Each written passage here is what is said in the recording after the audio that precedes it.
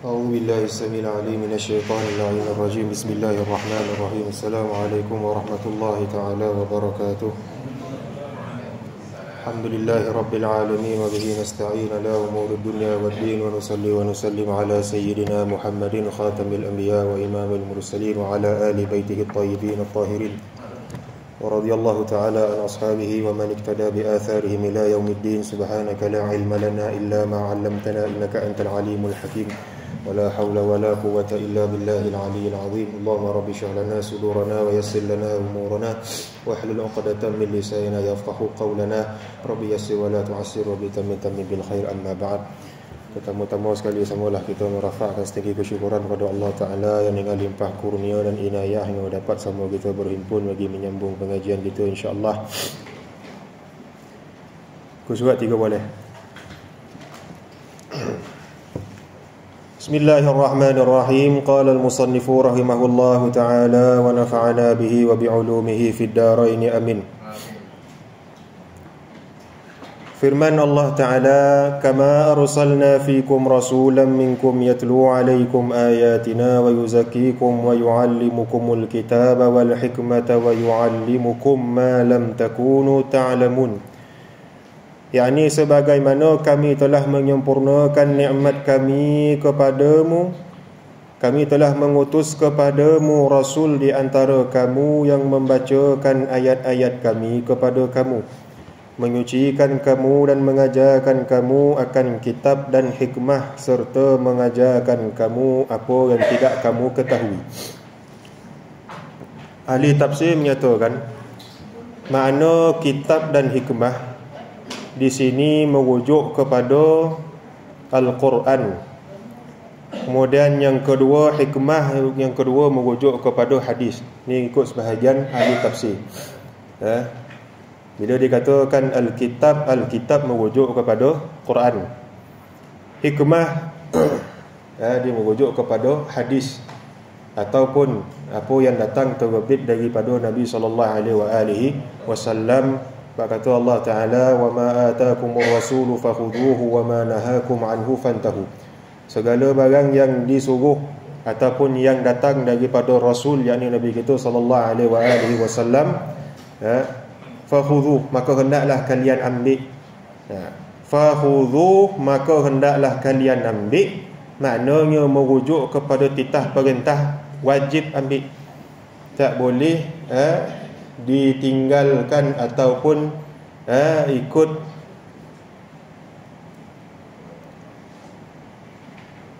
tak boleh kita nak tinggalkan ataupun kita ambil sekerat-sekerat. Mana yang kono dekat tokak kita ambil, mana yang tak kono dengan tokak kita buang. Sebab kata Allah Ta'ala, mana pelak orang Yahudi apa dia, fatu'minuna bi ba'dil kitab wa takfuruna bi ba'd. Apakah kalian beriman kepada sebahagian kitab dan kalian kufur akan sebahagian yang lain? Maknanya Allah Ta'ala turunkan Taurat kepada Bani Israel. Mereka ambil sebahagian tu sebagai apa yang kono dengan tokak dia ambil, apa yang tak kono dengan tokak dia tinggalkan. Kita jangan jadi orang-orang Yahudi. Kalau kita ambil Quran, kita jadikan Quran mana yang kono dengan tokak kita, kita ambil mana yang tak kono dengan tokak kita abaikan, kita biarkan. Lebih teruklah kita daripada orang Yahudi juga. Apa sebab? Taurat, Zabur, Injil, segala wahyu yang turun sebelum Quran hakikatnya tidak terpelihara oleh Allah Ta'ala. Tak ada jaminan segala wahyu, segala kitab, risalah, suhuf dan sebagainya yang turun sebelum daripada Nabi kita sallallahu alaihi wasallam itu terpelihara.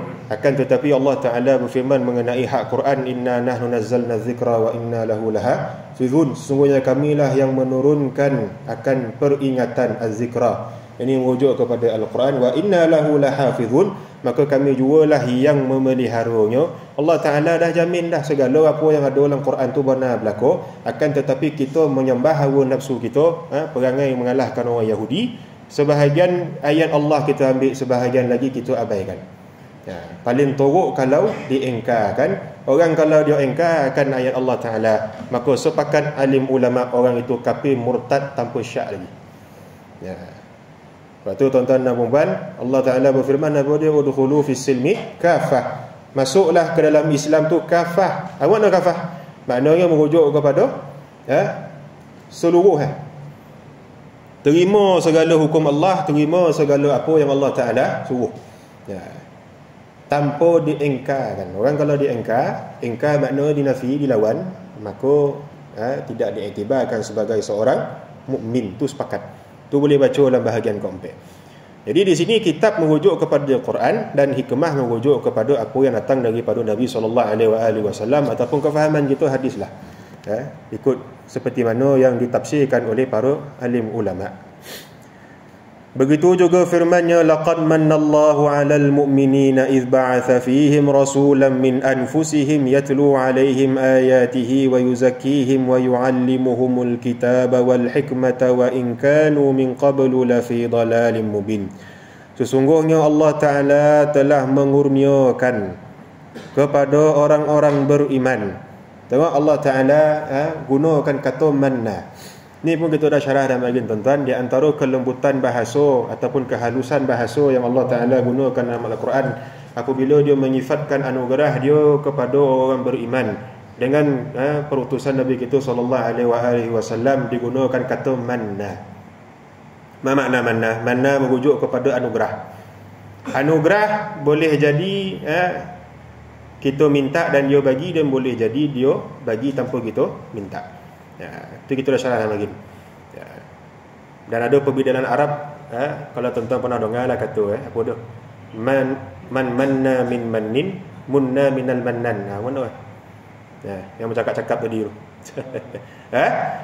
Man manna min mannin munna minal mannan.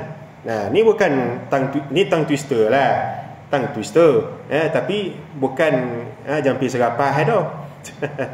Apa yang disebut ni ada makna. Man manna min mannin. Man siapa? Manna kurniakan. Min dari mannin. Maknanya apa? Kurniaan, perbendaraan. Munna dikurniakan, dianugerahkan. Min dari mannan, Tuhan yang Maha Pemberi. Faham makna? Man manna min mannin munna minal mannan. Tuan-tuan golak-golak tapi makna dalam tu. Golak dalam bahasa Melayu, ada apa karangan semisalnya? Tak ada dah. Dia dua huruf ya, mim nun. Tapi kalau besok bezo bagi lain makna. Jadi Allah Ta'ala guna apa? Laqad, lamul taukid. Qad adat taukid. Lam, Allah Ta'ala menggunakan lamut taukid, maknanya sesungguhnya. Baru tambah lagi qad, sesungguhnya lagi, maknanya Allah Ta'ala tegaskan lagi. Sesungguhnya Allah Ta'ala telah mengurniakan kepada orang-orang beriman. Laqad mannallahu 'alal mu'minin. Apa dia? Idh ba'atha fihim rasulan min anfusihim. Tak kala dia mengutus di antara mereka seorang rasul dari kaum mereka sendiri, ataupun bangsa mereka, yakni bangsa Arab. Apa tugas rasul tersebut? Yatlu alaihim ayatihi. Rasul tersebut membacakan kepada mereka ayat-ayat keterangannya. Wa yuzakkihim, dan menyucikan mereka. Wa yu'allimuhumul kitaba wal hikmah, dan mengajarkan mereka akan Alkitab, yakni Al-Quran, dan juga hikmah. Wa in kanu min qablu lafi dhalalin mubin, dan sesungguhnya sebelum kedatangan Nabi itu mereka benar-benar dalam kesesatan yang nyata. Kesesatan daripada sudut i'tiqad dan kesesatan daripada sudut moral. I'tiqad tu semua maklumlah, dengan sembah berhala, dengan apa benda semua, tak ada Nabi dan Rasul. Moral macam-macam lah, dengan minum arak, dengan berzina, dengan membunuh anak perempuan, apa lagi, macam-macam segala kelaku yang bermasalah dilakukan oleh orang-orang Arab jahiliah pada masa tersebut. Sebab tu dinamakan sebelum perutusan Nabi kita SAW sebagai Arab jahiliah, ataupun kita dalam bahasa cembung Dark Ages. Zaman kegelapan bagi bangsa Arab. Dan tuan-tuan, kalau kita halusi ayatnya, Allah Ta'ala seakan-akan dia mengisyaratkan akan timeline yang berlaku kepada kaum tersebut tak kala diutuskan oleh tak kala diutusnya akan Rasul tersebut. Apa dia? Pertama, Rasul itu datang sebagai anugerah daripada Allah. Tugas dia pertama, yatlu alaihim ayatihi, membacakan kepada mereka akan ayat-ayat keterangan Allah Ta'ala. Lepas tu apa dia? Wa yuzakkihim, menyucikan mereka. Apa penyucian apa yang disebutkan kat sini? Ya, tasawuf. Penyucian apa kat sini? Penyucian pada akidah. Wa yuzakkihim, maknanya menyucikan mereka akan akidah mereka daripada kekufuran kepada cahaya iman. Wa yu'allimuhumul kitaba wal hikmah, dan mengajar pula. Dia beza tadi. Tadi dia baca, kemudian siapa yang beriman kepada risalah Nabi tersebut diajarkan pula segala keterangan isi Alkitab dan juga hikmah. Seakan-akan apa tuan-tuan? Yatlu alaihim ayatihi. Ayat itu dibacakan kepada mereka. Mereka di sini merujuk kepada ummatud dakwah. Umat Nabi SAW ni ada dua kategori. Kategori yang pertama, ummatud dakwah ini merangkumi orang mukmin dan orang kafir. Dari kalangan mereka yang menyahut seruan Nabi SAW, beriman dengan dia, mendukung dakwah dia dan membantu perjuangan dia dan sebagainya, inilah yang dipanggil ummatul ijabah. Yakni mereka yang sahut. Lepas tu tuan-tuan dan puan-puan, kita pernah dengar hadis iftiraqul ummah, perpecahan umat kepada berapa? Nabi SAW sebut kaum Yahudi berpecah kepada 71 bahagian. Lepas tu Nasrani berpecah kepada 72 bahagian. Umat aku berpecah kepada 73 bahagian. Setiap umat yang ni dari kalangan umat Yahudi, umat Nasrani, semua masuk neraka kecuali satu. Maknanya yang beriman kepada Nabi-Nabi dan Rasul sebelum. Umat ini akan berpecah kepada 73. Nabi sebut kan. Ni semua hadis semua pernah dengar ni. Semua hafal hadis ni, tahu tak? 73 golongan ni. Persoalan dia, 73 golongan tu apa yang dimaksudkan oleh Rasulullah? Adakah makna 73 golongan antara sesama orang Islam, ataupun 73 golongan merujuk antara orang Islam dengan selain Islam?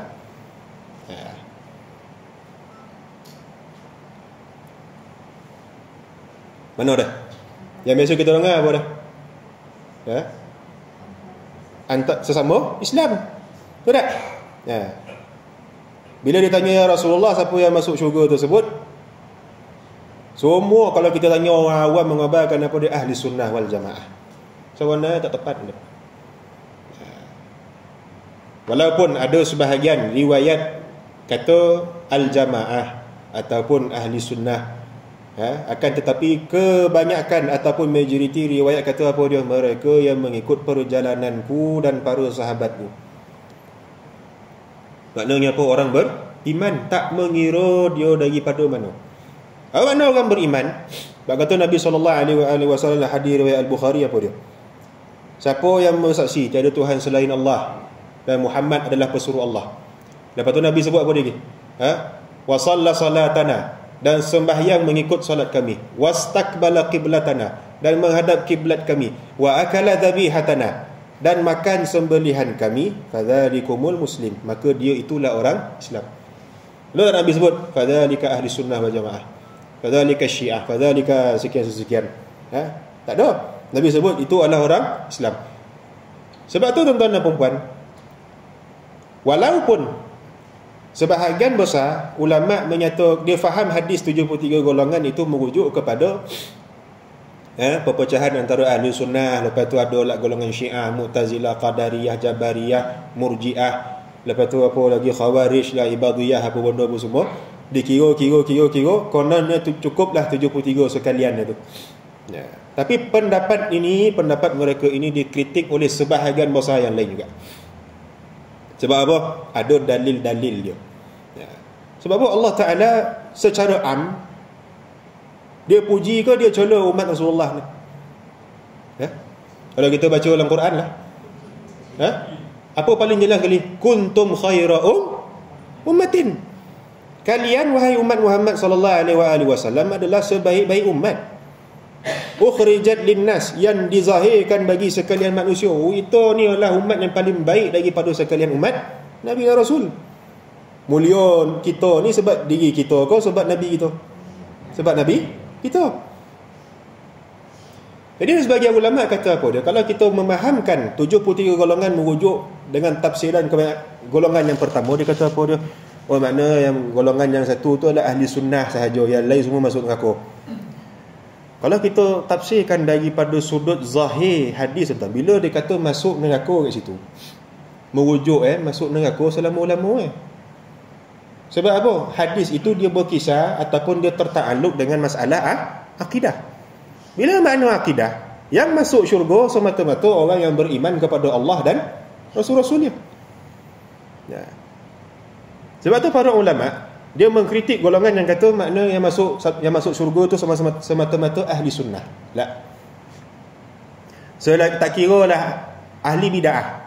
Ya. Sebab tu kita banyak kali sebut dalam pengajian akidah, dalam pengajian tasawuf, selagi mana orang itu usul akidah dia sama, rukun iman sama dengan kita, usul akidah sama dengan kita, walaupun berbeza daripada sudut cabang akidah yang tidak mencacatkan usul akidah ataupun membatalkan akidah dia, maka dia tetap dikira sebagai seorang Islam.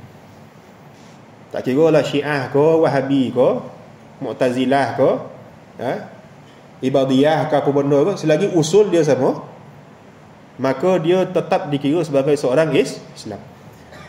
Sebab tu kita banyak kali sebut beza orang yang sosek dengan orang yang kafir.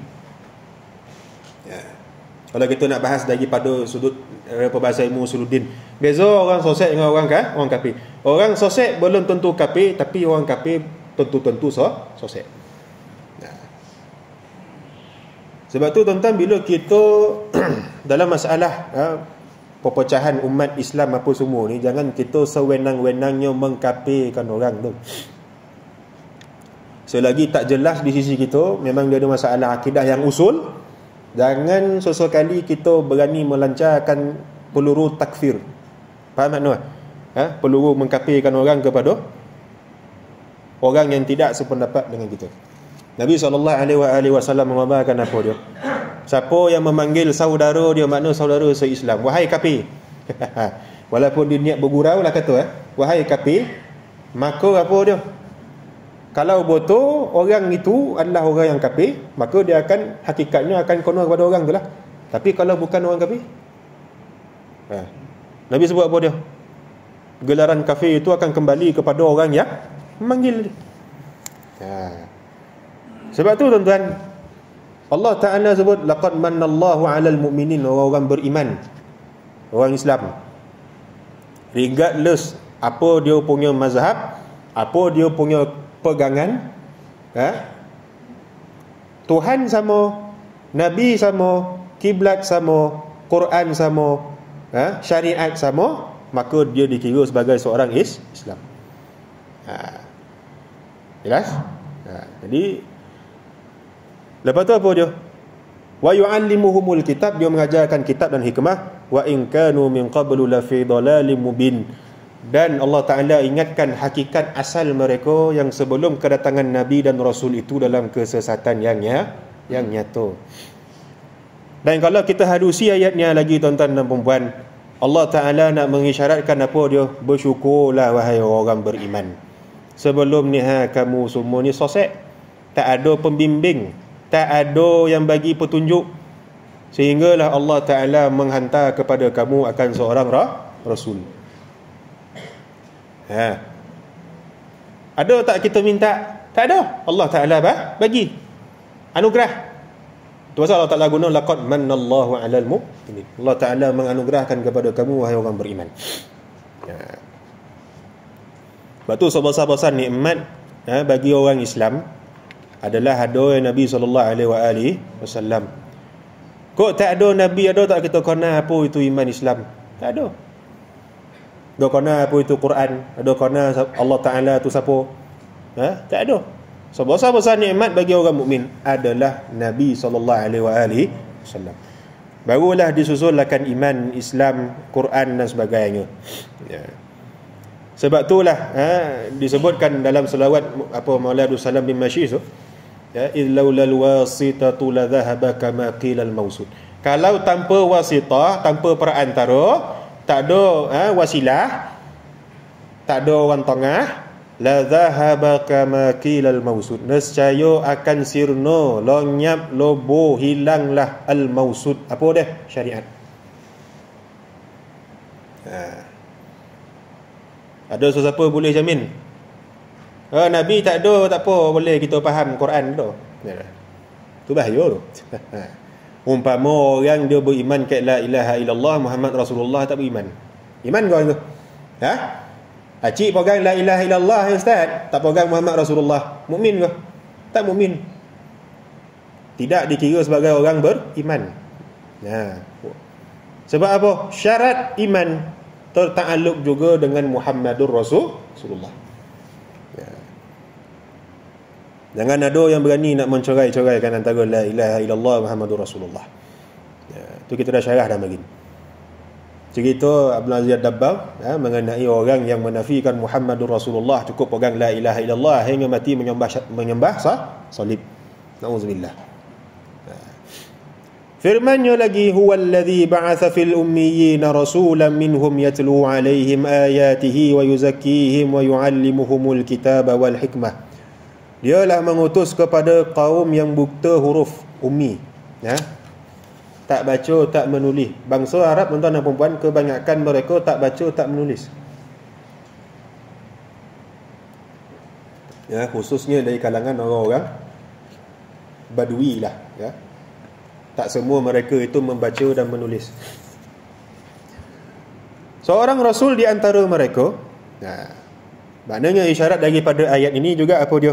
Nabi SAW adalah seorang ummi, tak baca, tak menulis. Yang membacakan ayat-ayatnya kepada mereka, menyucikan mereka dan mengajarkan mereka kitab dan hikmah, yakni sunnah. Mana firman Allah Ta'ala lagi apa dia? Doa Nabi Ibrahim dengan Nabi Ismail, Rabbana wab'ath fihim rasulan minhum yatlu 'alaihim ayatika wa yu'allimuhumul kitaba wal hikmata wa yuzakkihim innaka antal azizul hakim. Wahai Tuhan kami, ni doa Nabi Allah Ibrahim dengan Nabi Ismail lepas siap buat Kaabah. Utuslah buat mereka, yakni penghuni lembah ini. Apa lembah Hanan? Siapa yang songyak tu saya tengok. Lagi-lagi yang tunduk tu. Apa lembah Nabi Allah Ibrahim bina Kaabah tu?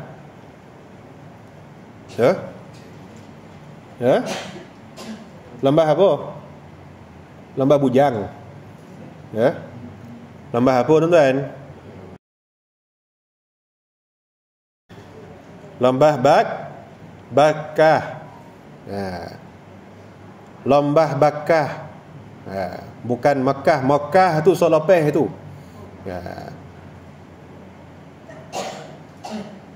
Inna awwala baiti wudi'a lin-nasi lalladzina bi Bakkata mubarakan wa hudan lil alamin. Tu Allah Taala sebut dalam Quran.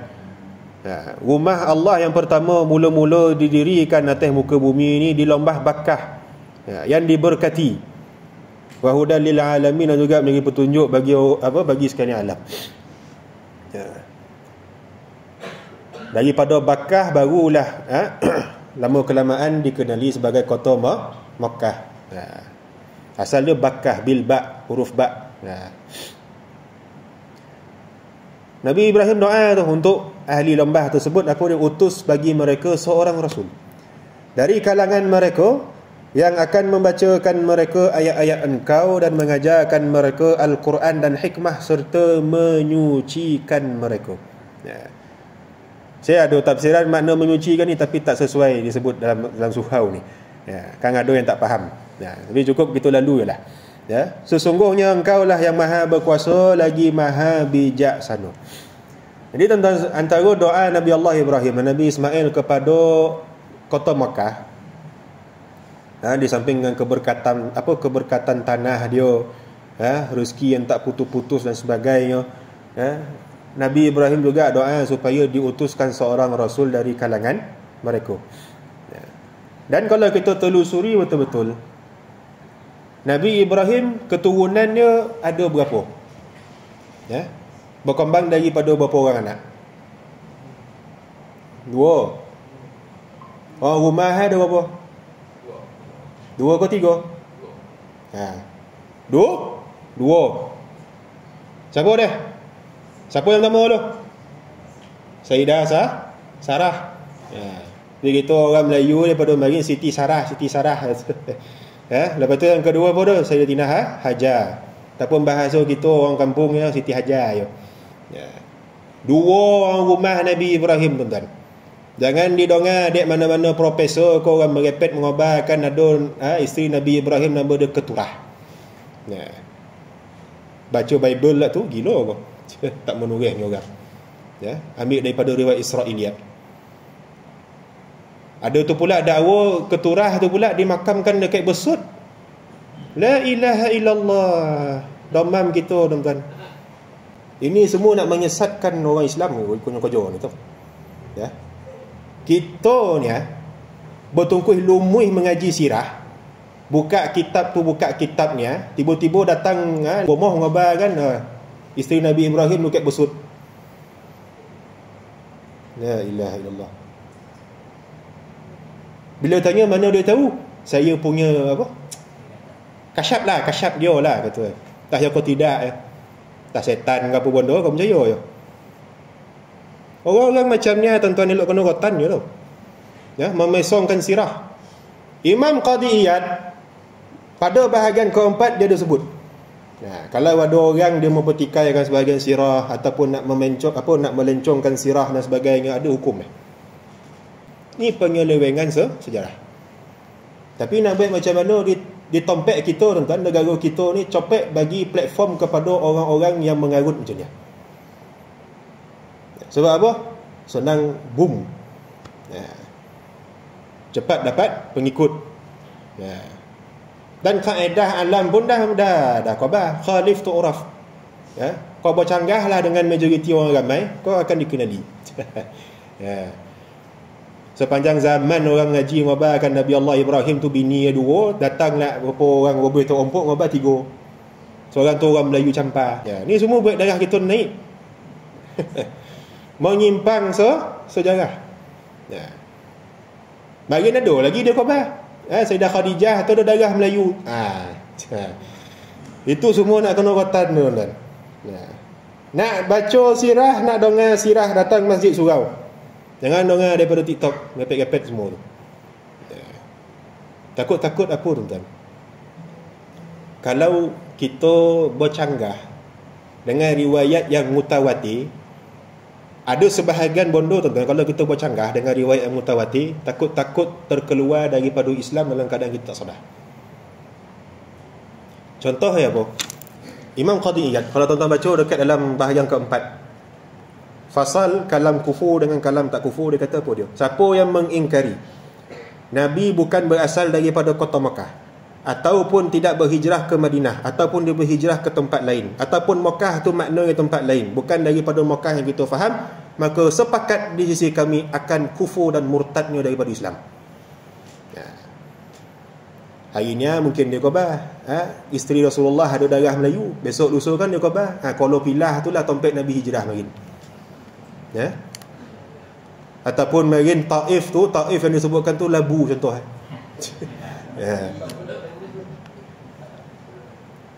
Jadi berjago-jago dengan kumpulan-kumpulan ini. Kaji tak apa, tapi jangan merepet. Kita pun mengkaji juga, tapi jangan merepet-repet.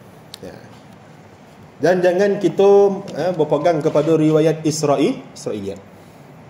Apa yang sahih pegang, apa yang sama-sama tinggalkan ataupun buat sampingannya, tapi tak boleh jadikan hujjah.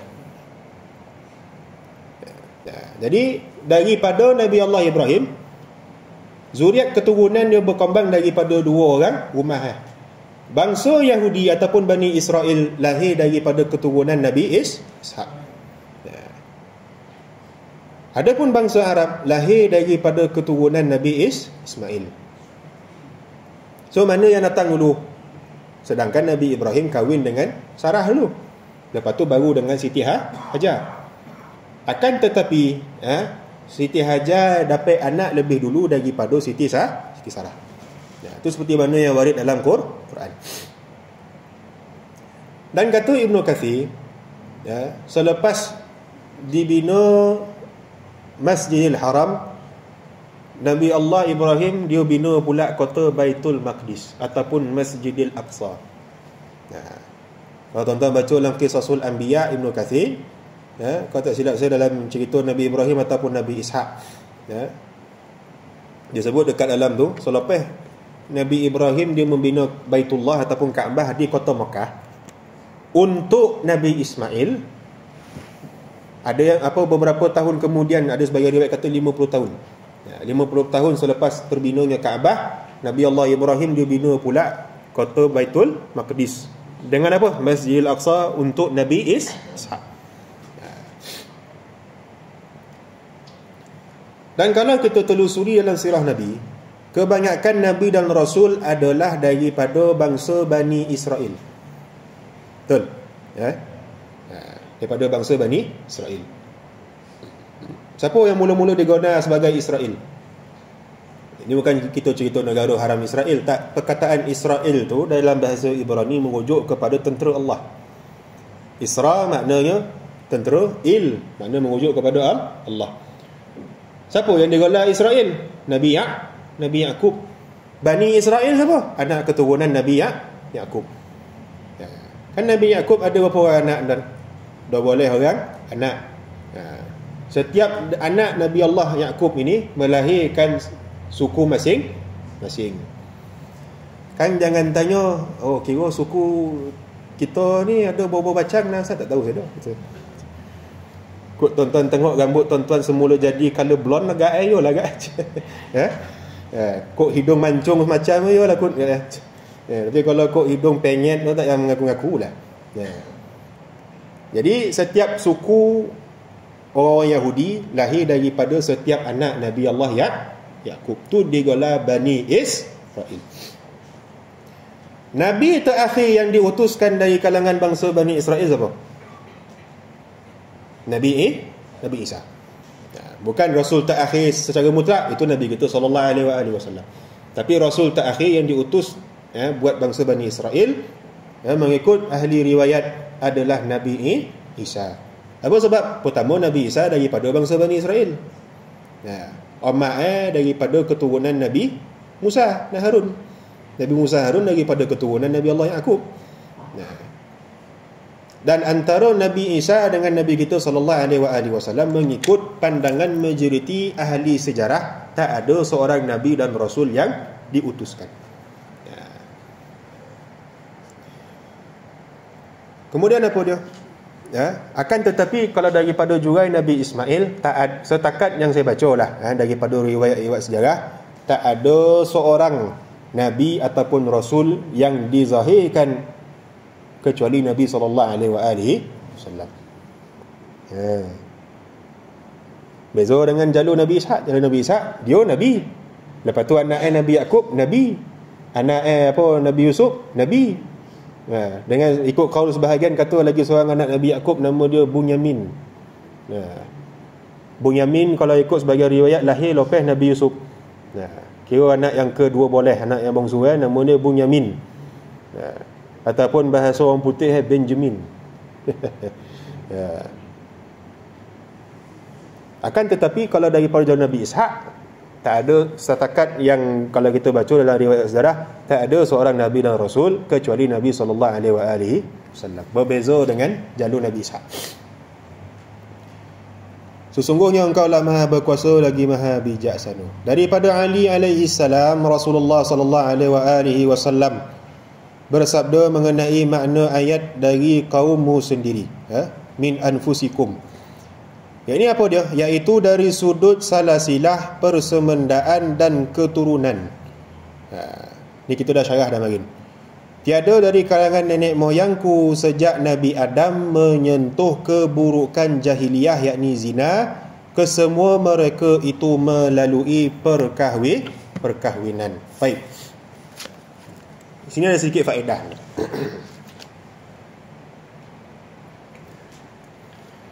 Sebahagian besar daripada kita mungkin pernah dengar permasalahan apa hukum ataupun apa status iman mak ayah Nabi SAW.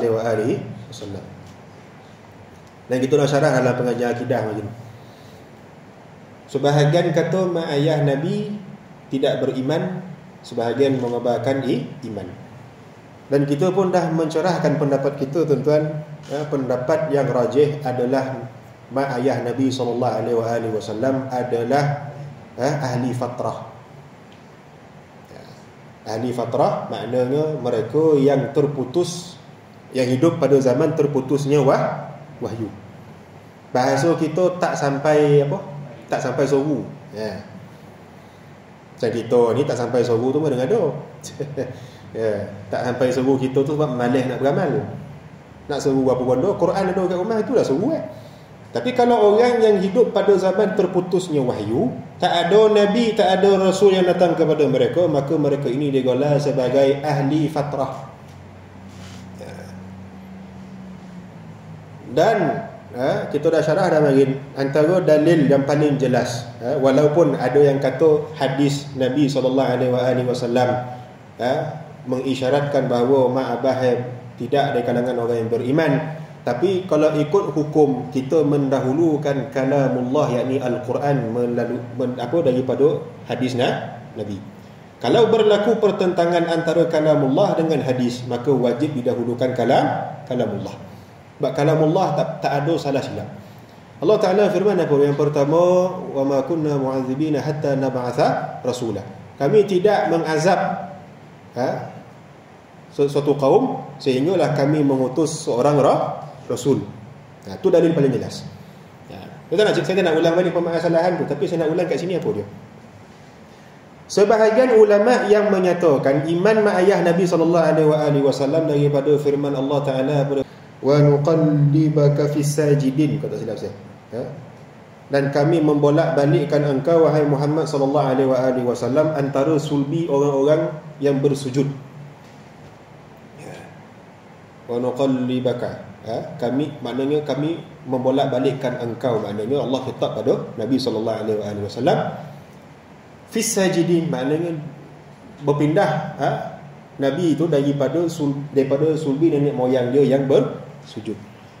Sebagian ahli tafsir kata sujud di sini merujuk kepada imannya setiap nenek moyang Nabi SAW daripada mak abah Abdullah dengan Aminah sampailah Nabi Adam. Tak ada seorang pun yang kufur. Dan kalau kita pegang kepada pendapat ni, lazim juga kita menafikan dakwaan yang kata bapa Nabi Ibrahim adalah pengukir ataupun yang buat berhala. Faham tuan? Sebab apa? Nabi kita SAW adalah daripada keturunan Nabi Ibrahim. Betul tak? Kada yang bapa Nabi lain. Itu masalah. Ijma' kata sepakat daripada Nabi Ibrahim. Kan kita baca dalam sirah, ada kata yang membahakan bapa Nabi Ibrahim tu dia pengukir berhala, bisnes jual berhala. Lepas tu kita katakan sebahagian pihak dia kata makna ab dalam Quran, bila Allah Ta'ala cerita pasal Nabi Ibrahim bermuzakarah dengan bapa dia, Allah Ta'ala guna kata ab, bapa. Dalam bahasa Arab, abun ataupun bapa, dia boleh diguna yang pertama kepada bapa kandung. Yang kedua, dia boleh digunakan pada datuk dan ke atas. Kemudian yang ketiga, dia boleh guna pada makna bapa saudara. Kata abun, dia am. Pak kandung boleh, pak saudara boleh, datuk moyang ke atas pun boleh. Dan kita pernah baca ada satu orang sahabat datang kepada Nabi SAW, "Ya Rasulullah, mana abah aku?" Nabi mengabarkan abah kau dalam neraka. Kawan tu pun menangis balik. Lepas tu Nabi suruh seorang sahabat panggil sahabat tu datang balik, dan Nabi mengabarkan apa tu? "Inna abi wa abaka finnar." Sesungguhnya bapa aku dan bapa engkau di dalam neraka. Ulama yang menyatakan mak abah Nabi ini beriman, dia memahamkan inna abi wa abaka finnar. Bapa yang dimaksudkan di situ dia am. Seperti mengikut ulasan istilah yang kita nyatakan tadi. Siapa bapa, secara bahasa, bapa Nabi SAW yang confirm masuk neraka? Siapa dah? Abu Lahab. Tabbat yada abi lahabin wa tab. Jadi sebahagian ulama yang mendokong bahawasanya mak ayah Nabi itu beriman, dia memahamkan hadis inna abi wa abaka finnar. Nabi sebut abun di situ merujuk kepada Abu Lahab, bukannya bapa kandung Nabi yang bernama Abdullah. Kalau kita mengabarkan mak ayah Nabi bukan beriman, masuk neraka, dia akan bercanggah dengan firman Allah Ta'ala, "Wa ma kunna mu'adzibina hatta nab'atha rasulah." Boleh tak berlaku percanggahan antara kalamullah? Tak boleh. Kalau dikatakan ada percanggahan, maka Al-Quran itu bukan kalamullah. Faham tak? Sebab tu para ulama dia mengabarkan apa dia? Bagaimana pula daripada sudut sejarah pun kalau kita baca, Sayyidatina Aminah dengan Sayyidina Abdullah, tak ada riwayat pun mengabarkan mereka ini penyembah berhala. Jangankan nyembah berhala, tak ada satu rekod buruk pun daripada Sayyidina Abdullah dengan Aminah. Kalau kita baca dalam sirah, tu tak? Orang puji Sayyidina Abdullah, orang puji Sayyidina Aminah, tak ada cacat cidor daripada diorang berdua ni. Bagaimana pula boleh dikatakan ahli neraka? Berbeza dengan kata walid.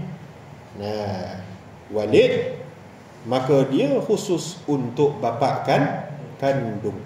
Tak boleh diitlakkan kepada bapa saudara ataupun atuk moyang. Berbeza dengan kata abun. Jadi sebagian ulama seumpama Sayyidi Abdullah bin Siddiq, pengarang kitab tasawuf bersyariah yang kita khatamkan lagi, dia mengabarkan apa dia? Dia berbeza pendapat dengan orang yang menggunakan hadis ni. Apa dia? Nenek moyangku sejak Nabi Adam tidak menyentuh keburukan jahiliah. Dia merujuk apa dia? Segala-gala perbuatan jahiliah, zina, arak, moral, bahkan tak ada seorang pun dari kalangan mereka yang kufur. Sayyidi Abdullah dikritik, dia kata apa dia? Maksud tidak menyentuh keburukan jahiliah hanya merujuk kepada dosa zina.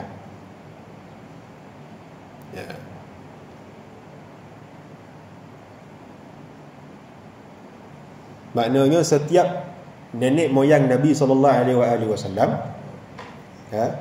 induk-induk dia yang melahirkan induk-induk dia dan sebagainya, sampailah Nabi Adam, semuanya terbit daripada hasil nikah. Ini yang merujuk apa dia, tuan-tuan?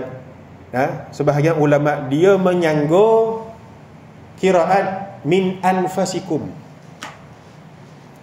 yang paling mulia dari kalangan kamu daripada sudut status dia, nasab dia. Apa nasab?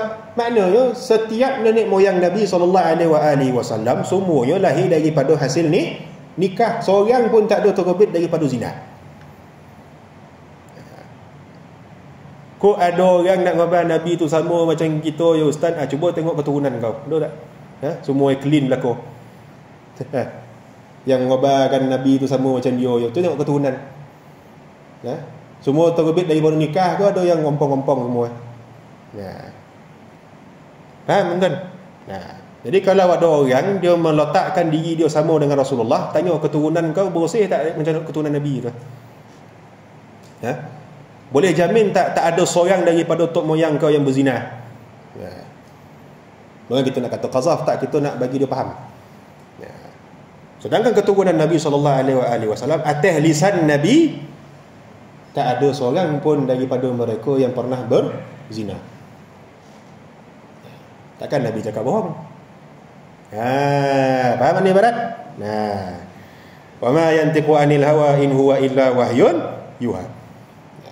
Nabi tak pernah cakap ikut hawa nafsu, semua wahyu berlaku. Habis macam mana pula kalau orang kritik lah pendapat Sidi Abdullah Humari tu, dia kata wa nuqallibaka fis sajidin, kami membolak-balikkan engkau antara roh-roh orang yang bersujud. Sidi Abdullah kata apa dia? Maknanya perpindahan Nabi SAW, jikalaulah ada dari kalangan keturunan Nabi yang tidak beriman, so umpama kalau kita nak pegang benarlah bapak Nabi Ibrahim kan, perpindahan Nabi daripada sulbi bapak Nabi Ibrahim kepada umat dia berlaku ketika bapa Nabi Ibrahim masih lagi digelar sebagai ahli fatrah. Bila muncul Nabi Ibrahim, dia terima risalah kerasulan, dia berdakwah, masih dikira ahli fatrah ke tidak? Masih dikira ahli fatrah ke tidak? Tak. Sebab apa? Dah ada rasul. Abah dia engkar, abah dia tak percaya. Maka tu cerita lain. Tapi dia bercanggah tak dengan firman Allah wa nuqallibaka fis sajidin, kami bolak-balikkan kau di antara sulbi orang bersujud? Tak canggah. Sebab perpindahan tu berlaku ketika bapa dia, kalau kita nak pegang lah, bapa Nabi Ibrahim tu orang bukan beriman. Perpindahan tu berlaku ketika bapa Nabi Ibrahim dan mak dia masih lagi sebagai orang ahli fatrah. Faham tak tuan-tuan? Borek nak kau? Ada borek daun dan faham ke tidak dan? Jadi status daripada ahli fatrah bapa Nabi Ibrahim ni sudah pun terhapus bila Nabi Ibrahim ditabal menjadi rasul. Tapi sepakat setiap nenek moyang Nabi SAW, segala induk-induk dia sampai Nabi Adam, semua lahir atas jalan ni nikah. Tak ada satu pun yang tercecap dengan dosa zina. Kemudian yang berikutnya, perutusannya sebagai rahmat bagi sekalian alam. Firman Allah Ta'ala, wa ma arsalnaka illa rahmatan lil alamin, dan tidaklah kami mengutus engkau wahai Muhammad sallallahu alaihi wasallam melainkan sebagai rahmat bagi semesta alam. Kan tuan-tuan jangan tanyalah tok moyang Nabi tu dinikah ikut syariat siapa, tak tahu sudah. Kadang ada kita ni dia gomel tanya soalan apa kebat. Saya pun tak terfikir syariat apa betul. Cuma yang kita boleh jamin apa benda tuan-tuan, setiap nabi dan rasul risalah dia untuk kaum dia sahaja. Akan tetapi risalah Nabi SAW umum kepada sekalian manusia, dan kaum tak mengira bangsa dan adat. Tak boleh kita kata kaum Quraisy dia kena berpegang dengan syariat Nabi Musa sebab dia bukan Bani Israel. Macam kita dah syarah makin cerita Nabi Musa dengan Nabi Khidir kan, kenapa berlaku pertentangan, sebab masing-masing ada syariat masing-masing.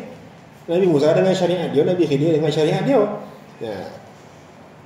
Jadi tak boleh kita nak kata orang Quraisy dia berpegang dengan syariat Nabi Isa konon. Sebab sebelum Rasulullah adalah Nabi Isa. Kalau kita faham macam tu tuan-tuan, maka tak ada apa bezalah Nabi dengan Rasul yang lain, sebab ada Rasul yang lain yang dia punya risalah dakwah dia universal. Faham tak?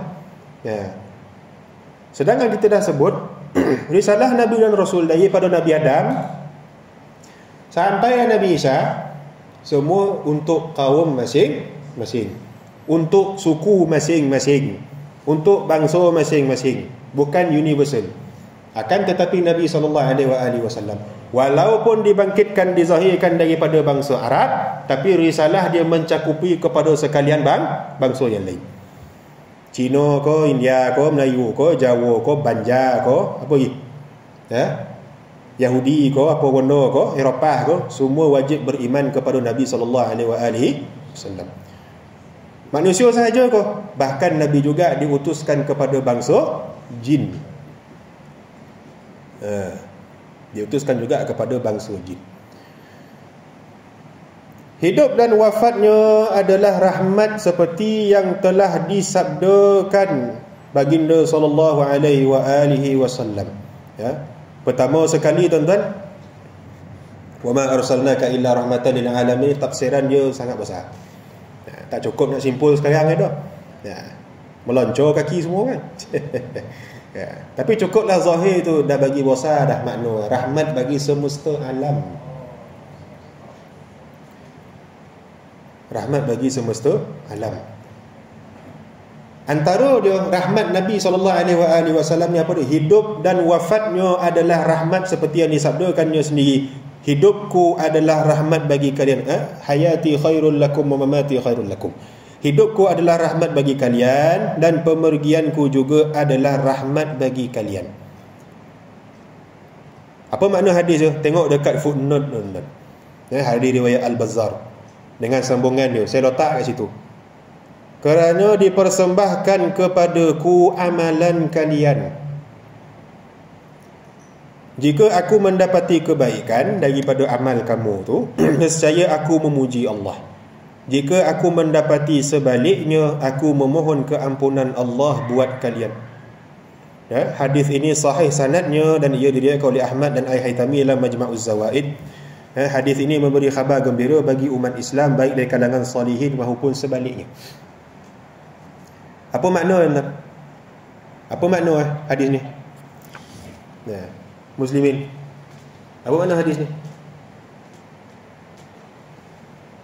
Semua dah nampak nasib dia ni ukur saya kan. Muslimat, apa makna? Rasulullah tu hidup dalam kubur Rasulullah tu masih hidup dalam alam Nabi tahu apa kita buat. Tak boleh nak suruh amal kita dengan Rasulullah dah. Paling besar rahmat Nabi kepada umat walaupun Nabi dah mangkat. Ada orang kata tak boleh guna mangkat, ustaz mangkat untuk raja-raja. Kau faham mangkat tu apa? Meninggal dunia. Dah lah. Tak ada masalah dah. Mangkat ko, wafat ko, sama je maksud dia. Cuma kita dah biasa guna mangkat tu apa kepada raja. Ada je kitab-kitab Jawi mari guna beberapa tahun setelah kemangkatan Nabi. Tak ada lah dosa besar dah.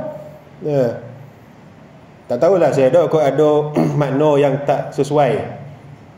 Macam kita mengabarkan duli yang maha mulia. Kita tak boleh mengabarkan Rasulullah tu duli. Sebab apa? Duli makna dia merujuk kepada habuk. Habuk. Jadi Nabi SAW hidup di kubur.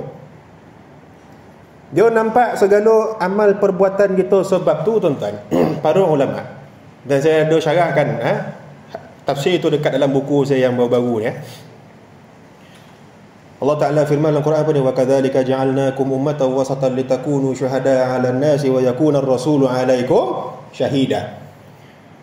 Wa kadzalika ja'alnakum, demikian juga kami telah menjadikan kamu wahai umat Muhammad sallallahu alaihi wasallam ummatan wasatan, umat pertengahan. Untuk apa? Litakunu syuhada'a 'alan nas, agar kamu menjadi saksi terhadap umat-umat yang lain.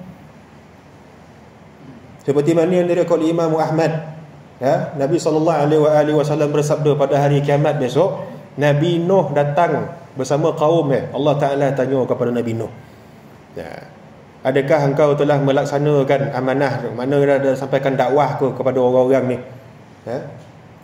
Nabi Nuh jawab, sudah. Allah Ta'ala tanya kepada umat pula, betul ke apa yang disebut oleh Nabi Nuh ni? Jawab kaum Nabi Nuh apa dia? Tak ada seorang pun yang datang mengingatkan kami. Kita nak ngobrol Nabi Nuh bohong. Mustahil nak seorang Nabi bersifat bohong. Apa sifat wajib seorang Nabi dan Rasul? Masuk akidah lah. Fatanah, tabligh, amanah, siddiq. Wajib bersifat jujur. Allah Ta'ala tanya kepada Nabi Nuh, ada saksi tak yang membenarkan ucapan kau ni? Kata, ada Muhammad dan umat Barulah Allah Ta'ala memanggil umat Nabi SAW dan umat Nabi SAW membenarkan apa yang diucapkan oleh Nabi Nuh tersebut. Sampai situ je kau. Allah Ta'ala tanya lagi, macam mana kau tahu? Sedangkan kita ni umat terkemudian. Berapa jarak Nabi Muhammad SAW dengan Nabi Nuh? 1000 tahun. Apa jawab umat Nabi? Telah datang kepada kami seorang Rasul, dialah yang berceritakan akan hal itu, fa'amanna bihi wa saddaqna. Maka kami beriman kepada dia dan kami membenarkan ucapan dia. Fa'amanna bihi, kami beriman kepada dia, yakni Nabi SAW. Wa saddaqna, dan kami benarkan risalah yang dia bawa. Kita ni tuan-tuan, kalau matilah iman, insya-Allah, kita ni yang menjadi saksi kepada Nabi dan Rasul tu. Siapa yang jadi saksi kita? Nabi Rasul ke? Tak. Nabi kita sallallahu alaihi wasallam, liyakuna ar-rasulu alaikum syahida. Nabi sallallahu alaihi wasallam pula yang menjadi saksi ke atas kamu. Bukan Nabi Rasul lain. Kita bersaksi bagi Nabi dan Rasul yang lain. Tapi yang menjadi saksi bagi diri kita adalah Nabi kita sendiri sallallahu alaihi wasallam. Macam mana Nabi nak menjadi saksi ke atas kita kalau Nabi tak tengok amal setiap umat? Tu yang disebut oleh sebahagian ahli tafsir. Kan? Wa yakuna ar-rasulu 'alaikum syahida. Macam mana Nabi nak bersaksi atas umat dia kalau dia tak tengok setiap amal umat? Tu dalil menunjukkan Nabi kita sallallahu alaihi wasallam tu hidup. Tengok segala tingkah perbuatan kita. Direport dekat malaikat, ya Rasulullah, umat engkau fulan bin fulan. Ni buku rekod ni kata. Kita pun tak tahu ada gambar kita ke tidak, ada rekod kita ke, video CCTV ke kita buat tu buat ni, tak tahu. Sebab apa? Tu'radu alayya a'malukum, dipersembahkan kepada kamu amal kalian. Amal maknanya tak ada pun disebut catatan amal. Tak, amal umum. Boleh jadi catatan, boleh jadi juga ada rekod. Alam roh bukan macam alam syahadah macam ni. Ada hukum hakam, alam roh ni lagi tak terbatas, luas. Tak terbatas hukum. Nabi tengok, Nabi kona gitu. Oh, umat dan fulan bin fulan nama orang macam ni kata. Fulanah binti fulan, oh ni orang ni kata. Tu semua disebut dalam kitab baru tu. Dan kalau kita dilihat oleh Nabi SAW, tuan-tuan dan perempuan, itulah sebesar-besar nikmat. Adakah Nabi tengok amal setiap umat dia termasuk orang kafir? Tak, hanya orang-orang beriman sahaja. Sebab tu Siddiqullah bin Siddiq sebut dalam risalah dia mengenai kemuliaan Nabi SAW tu. Kita baca dalam hadis, ketika sebelum masuk ke dalam syurga, Nabi akan berdiri di pinggir telaga Haud. Telaga Haud lain, telaga Kautsar lain. Telaga Kautsar tu telaga Rasulullah sahaja di dalam syurga. Adapun telaga Haud, setiap Nabi dan Rasul ada telaga Haud masing-masing. Sebelum masuk syurga, setiap orang beriman akan minum daripada telaga ni. Yang mana bila kita minum air tersebut, lepas tu tak ada lagi dah rasa haus sampai bila-bila. Tak ada koin tokak, tak ada apa, tak ada haus lagi dah.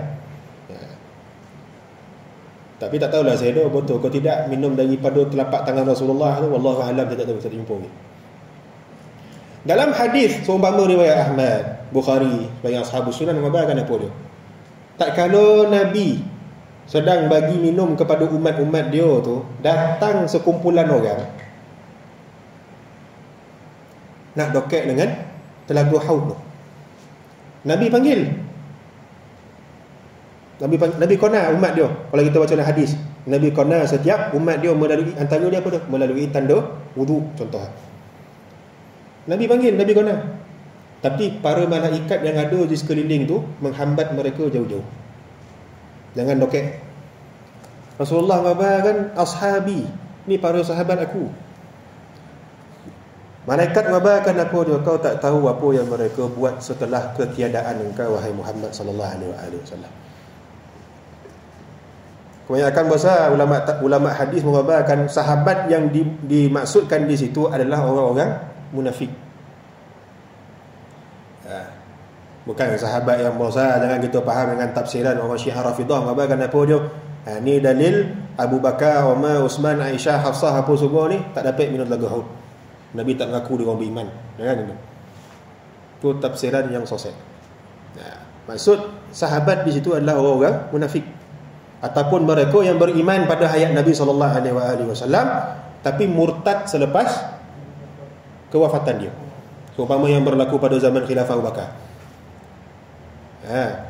Jadi Sidi Allah mengabarkan apa dia? Di sini mengisyaratkan Nabi sallallahu alaihi wasallam tidak melihat ataupun tidak bersaksi terhadap orang-orang kafir. Sebab apa? Kalau kita baca hadis tu, kalau aku mendapati sebaliknya, pertama kalau aku mendapati kebaikan, aku memuji Allah, syukur. Kalau aku mendapati sebaliknya, fa astaghfirullah lakum, nescaya aku akan memohon keampunan Allah buat kalian. Sedangkan apa dia kita baca dalam Quran, Allah Ta'ala mengabarkan, kalau kau minta ampun bagi orang-orang munafik tu, wahai Muhammad sallallahu alaihi wasallam, 70 marratan falayyaghfirallahu lahum, 70 kali kau minta ampun bagi orang munafik tu, wahai Muhammad, Allah Ta'ala tetap tidak akan mengampunkan. Orang munafik ini kan pula orang kafir. Jadi itu menunjukkan apa dia? Nabi sallallahu alaihi wasallam pertama dia melihat rekod umat dia yang beriman. Kalau baik syukur, kalau tak baik Nabi akan memohon keampunan. Nabi tak boleh beristighfar untuk orang kafir. Nabi tak boleh beristighfar bagi orang yang tidak beriman kepada dia. Faham? Nah. Jadi sebab tu di sini menunjukkan apa dia? Doa, apa pembentangan amal apa semua ni hanya khas bagi orang beriman. Termasuk juga minum daripada telaga Nabi sallallahu alaihi wasallam. Wallahu ta'ala a'lam wa ahkam. Cukup tu. Ya. Kau nak sambung lagi? Ya. Ada lagi satu paragraf nampak kan? Cukup tu Ustaz dah. Nak meloncor kaki dah. Ya. Ni pun lebih banyak ni dalamnya. Cukup tu. Ada soalan? Tak ada. Kalau tak ada sebarang soalan, kita tangguh majlis kita insya-Allah taala. Saya mampu nak maaf kalau ada keterlanjuran kata, tergores hati, terkasar bahasa, terlajak masuk apa terlebih terkurang, mohon dimaafkan dan mohon dihalalkan insya-Allah. Jemput bagi muslimat untuk hadir pada Jumaatnya.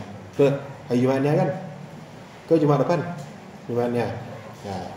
Wallahu ta'ala a'lam wa ahkam, wa sallallahu ala sayyidina Muhammadin wa ala alihi fi kulli lamhatin wa nafasin ala ma wasi'a ilmullah. Subhanakallah bihamdika asyhadu an la ilaha illa anta astaghfiruka wa atubu ilaik. Amiltu su wa zalamtu nafsi faghfir li fa innahu la yaghfiru dhunuba illa anta. Allahumma ighfir lana ma qaddamna wa ma akharna wa ma asrarna wa ma a'lanna wa ma anta a'lamu bihi minna, antal muqaddim wa antal muakhir.